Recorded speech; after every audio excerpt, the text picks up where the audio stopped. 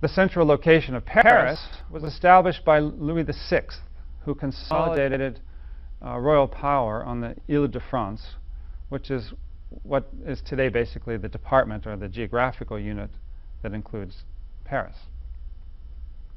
A king in the 13th century, Philip IV, worked to remove limitations that had existed on royal authority by basically chipping away at privileges, special privileges, and prerogatives held by the largely provincial aristocracy.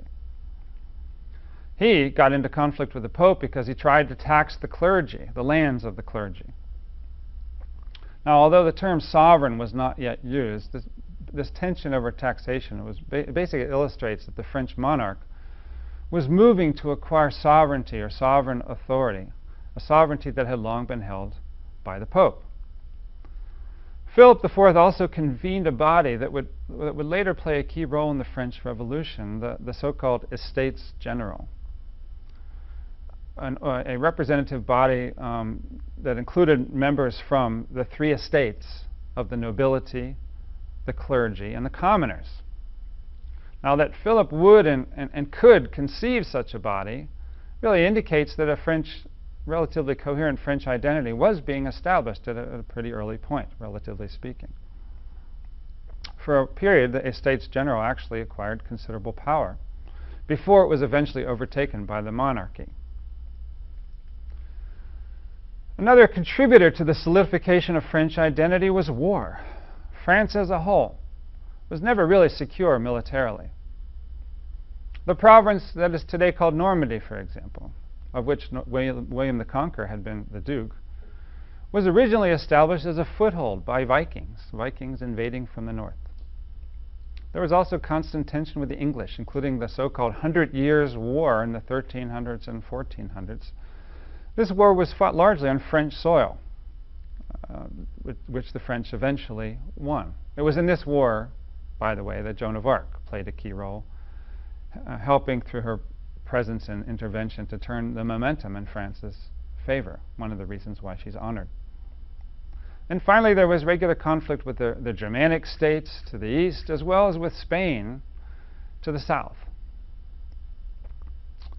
Gaining the power to tax and pay for a standing army was crucial to the strengthening of this French monarchy.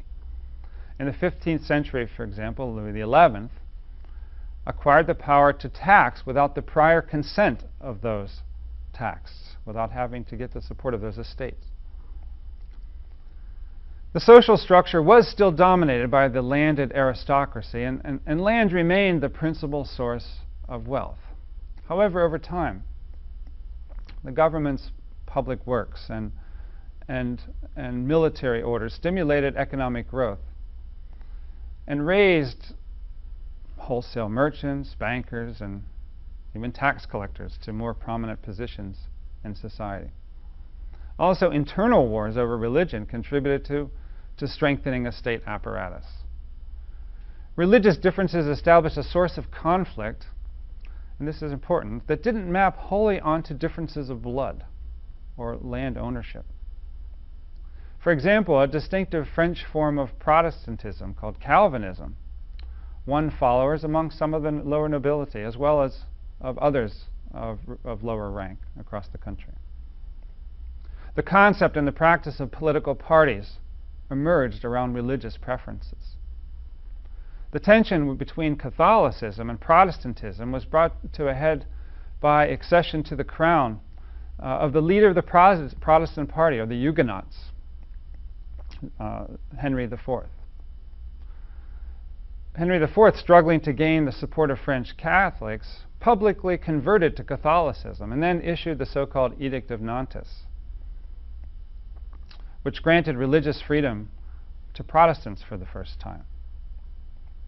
So, the key steps concentrating authority in the crown involved intervening in the local and provincial powers of the nobility. In the 17th century, the first minister of Louis XIII, Cardinal Richelieu, worked to this end. Internally, he divided the country in a new way as as 30 administrative departments, and placed in charge of each a royal officer that had been drawn from the lower nobility. You can imagine the reaction of the provincial nobility. This was a significant change from a system of authority that was organized around those landed nobility. He also established the French Academy with the goal of formalizing and protecting the French language and French high culture. The authority of the crown was also enhanced by participation in the 30 Years' War, which was basically a German civil and religious war, but French participation was to try and restrict the power of the Habsburg dynasty, which was attempting to unify the states of the Holy Roman Empire. Louis's minister also sought external income by developing a merchant fleet and a foreign trade company, and by developing colonial expansion. The growing wealth of the crown supported many developments in the arts as well, which in turn functioned to demonstrate the cultural superiority of the French in the wider European context.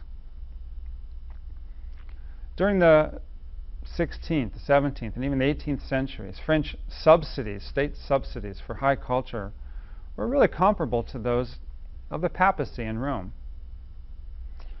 which was thus supporting both the producers of the high culture and the expanding leisure class of the nobility who were able to enjoy these productions. Indeed, by the 19th century, Paris had become the chief center of art and high culture across Europe. The concentration of power and authority in the crown reached its peak in the rule and the person of Louis XIV, whose lengthy rule extended from 1643 to 1715. Louis XIV became the model of what has since been called the divine right absolutism. One key step in this development is that he served as his own first minister, establishing direct personal control over affairs of state. Louis XIV established councils to advise him and carry out his instructions. The members of these councils depended upon him directly, personally, for their position and for their income. He also silenced claims from the courts that they had the right to veto decrees from the crown, or royal decrees. He managed the more prestigious nobility of the blood by attaching them to the royal court, bringing them to his palace in Versailles in relatively ceremonial offices. He also secured from the Catholic Church authority to appoint bishops, which clarified his status as a representative directly of God on earth.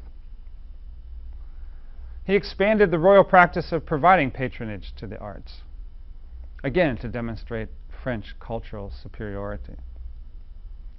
He further undermined the feudal system by building a centralized economic system which later became known as mercantilism. Mercantilism basically involved making a national policy of accumulating gold or bullion, which was built on the expansion of colonies and development of a merchant marine, as well as on developing domestic industry, and especially mining, to ensure a favorable balance of trade. In the process, mercantilism both contributed to and satisfied an emergent bourgeoisie, an emergent business class, increasingly wealthy, who themselves wanted both social order and opportunities for industry supported by the state. Louis XIV thus made himself the source, the site for creation of all privilege. As the historian Ken Alder describes it, quote, "Under absolutism, the monarch legitimated all activities through the grant of privileges that were particularist," which means involving situational specific judgments, and hence, in principle, were revocable. The charters that validated the trade corporations were entitlements of this sort, as were the tax exemptions of the aristocrat and the restrictions on those who could hold public office. End quote. At the same time, however, this developing absolutism depended upon a relatively fragile commitment to commoners, which basically involved guarantees of safety and a minimal level of subsistence. As Alder put it, quote, "In return, the monarch assured the public order, including the supply of bread in times of dearth and the regulation of economic exchange." End quote. This guarantee of safety and subsistence for commoners would turn out to prove difficult to maintain in a system that at the same time exempted the lands of the clergy and the lands of the nobility from taxes. The commoners and the new emerging capitalist class, the business class, bourgeoisie, provided the bulk of the support for the absolutist state. Wars, such as the wars to contain the Habsburgs, for example, both drained the treasury and prompted new efforts by the crown to collect taxes from these traditional elites. In sum, by the beginning of the 18th century, which is in a way the beginning of our story of engineering, France had established a distinct and rather coherent identity in Europe, as well as a state whose focus was a combination of, let's say, geographical boundary management through the exercise of war, and the management of an internal administrative hierarchy.